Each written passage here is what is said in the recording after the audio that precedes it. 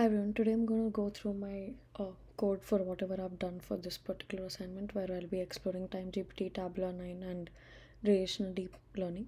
So as you can see, we have all of these problem statements, I would say, and also our professor has given us hints on how to do them. So we basically have three sections. First one will be TimeGPT, the second one is Tableau data, and then after that we have RDL and RelBench. So going through my GitHub, so first let's see what this is. So basically in this repository I have a in-depth exploration of all of the advanced tools and technologies in various time series forecasting using time GPT, anomaly detection, and also synthetic data generation, and also the last part, which is nothing but relevance and relational deep learning. So by utilizing all of these we can demonstrate how these can be useful for real world scenarios. So, as you can see, we have anomaly detection, forecasting energy, and also Bitcoin price prediction. And also, we have a lot of visualizations inside all of these collabs, which will help us understand all of this better. So, I have all of my links over here. The first part is TimeGPT, and then we have Tabla, and then after that, we have relational deep learning. So, let us start with TimeGPT. So this is the first one is for multivariate time series forecasting where multiple variables are used. So I've run this on my collab, and then first part will be just installing all of the requirements that we have, and then here we have this part is not for us, it's if it is not being run in collab. And then here we've imported pandas and the NIXTLA library, the next law client that we need, and then we have to provide the API key over here. And then after that, this is the data set that we're using. So if you can see electricity, this is the electricity database that we're taking from GitHub. And then we're plotting all of the like graphs, whatever are there. So we can directly use the Nextla client and then plot the data frame directly. And then this is the forecasting part where we'll be forecasting multiple series. Okay, as you can see, these are all the parameters that we're sending. And then after that, we're plotting the graph here based on the data frame that we've taken. And then as you can see, all of these are the forecasted ones. So this is a time GP prediction, and then there's an 80 and 90 level prediction that we can see. So we can see that the model effectively generated predictions for unique data sets, unique series in the data set. And then we can also do it for we can also do historical forecast. So the only thing we have to change for that is add this add history parameter and make it row. And then we're just plotting the same thing, and you can see the history, like what was the prediction based on the time GPT. And yeah, this is the first one. So yeah, let's move on to the second one, which is nothing but the fine tuning with custom data. So the same thing, installing the Nextla, and then this is a fine tuning part where we'll be importing all of the packages, evaluation. We're using the utils forecast, losses and evaluation, and the same as before. Then API key, and then we are loading the data set over here. We're taking the passengers data set, and then this is a fine-tuning step where we have to mention the steps. So here I've given 10 steps and the data frame and then everything else. And this is a plotting. So as you can see, the time GPT has predicted this. And then we can also control the level of like fine-tuning with the help of fine-tuning depth. As you can see, we have given these parameters as the depth, so it takes values among 1 2 3 4 5. So by default it is set to 1. So let us see.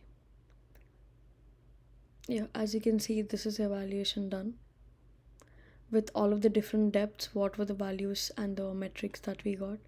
As you can see, with the depth increasing, the like the values also increasing. This is all about fine-tuning the model. So using this fine-tuning steps we can do that. And then moving on to anomaly detection using TimeGPT. This was something new for me because uh, we only, like, most of the time we just predict the time, but anomaly detection, this was new and something that I recently did using this. So the same thing, and then API key, and then we loading the data set. We're taking some Peyton Manning data set which tracks the visits to the Wikipedia page of Peyton Manning, which is plotting it here. And then so we've given this, I mean, I think like this particular function is the one which detects the anomalies. And then we're given the frequency, and then yeah, as you can see, all of these points, these are the anomalies. So basically all of the highs and the extreme lows of lows are being detected over here.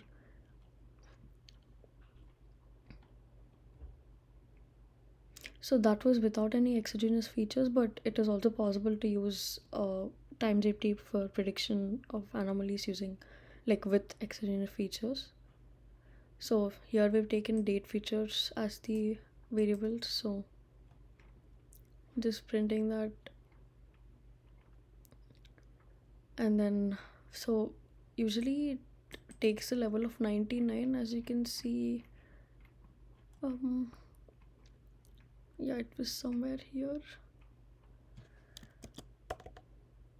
Yeah, so it uses a 99% confidence interval, but here we've given that as 70. And then you can see over here what are the anomalies. Like, this is with using exogenous variables, and the first one was without using exogenous variables. Let's move on to the next one, which is nothing but energy forecasting using TimeGPT. Yeah, energy demand forecasting. So downloading, same thing. And then here, this is a setup where we're doing the same thing as previously. And then this is the data set that we're using. So all of these data sets, they are directly from GitHub, so I don't have any contents. So if you want to run them, you can run them directly. So we're just plotting all of the graphs over here.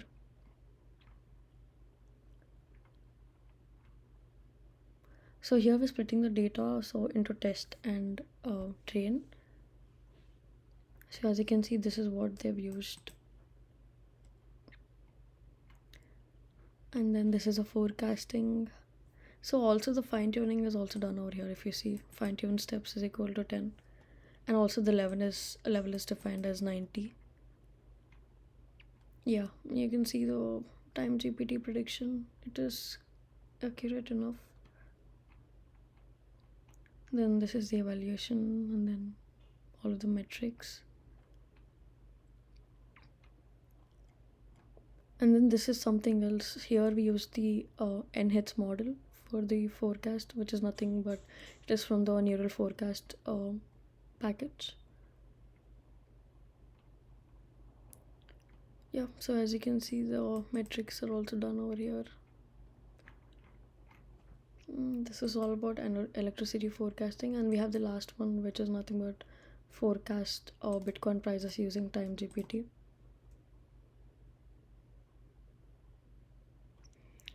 Same thing, same thing. And then this is where we begin. We start with loading the data set, and then there was some changes that we made. So we modified the date and close to DS and Y respectively. Then loading the Nextla client for the TimeGPT. Then we're just visualizing all of the data that we have. And then this is a forecasting part where we've defined 3 different levels. And you see this part right here, this is where the TimeGPT level and the prediction takes place. So that like, zooming into that, this is what happens. So this is the prediction, and you can see all of the different levels that were done. And yeah, we're plotting the whole thing using the historical value. Yeah, using the add history parameter, which we made it as true, this forecasting. And then this is the anomaly detection. So basically whatever we did till now, all of that combined into one. So you can see all of these points, those are the anomalies at level 99. Yeah, that was about TimeGPT. Thank you.